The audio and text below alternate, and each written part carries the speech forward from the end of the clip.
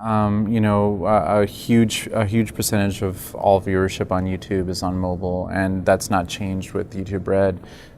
If anything, YouTube Red members are some of the most savvy, customers. So if anything, they're using more mobile.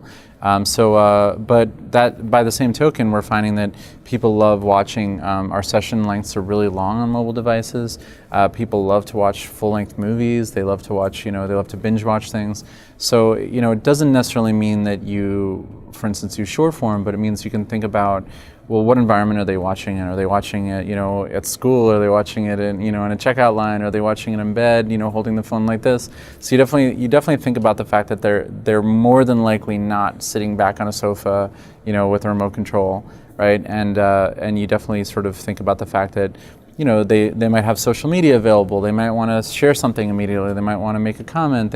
So you definitely think about things in a different, maybe, context than you would if you're producing for television. I mean, certainly it influences casting, right? We definitely are leaning into people that have that ability to connect with an audience and have real followings online, and that's been really successful for us. A lot of them are really great actors and performers, and the fact that they also have this built-in connection with their audience where they can, be sort of sharing the production with them and getting their feedback. So that's something we lean into a lot.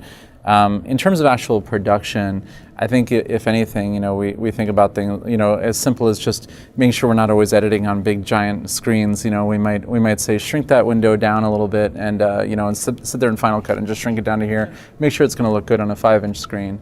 So that might mean maybe not so many crowd shots, maybe not always go to the wide shot, maybe cut to a 2-shot, make sure we can see everybody. But for the most part, I think it's more just thinking about the fact that we have a young audience that is probably doing a lot of other things, and how do you make something that's really going to entertain them and make them want to lean in.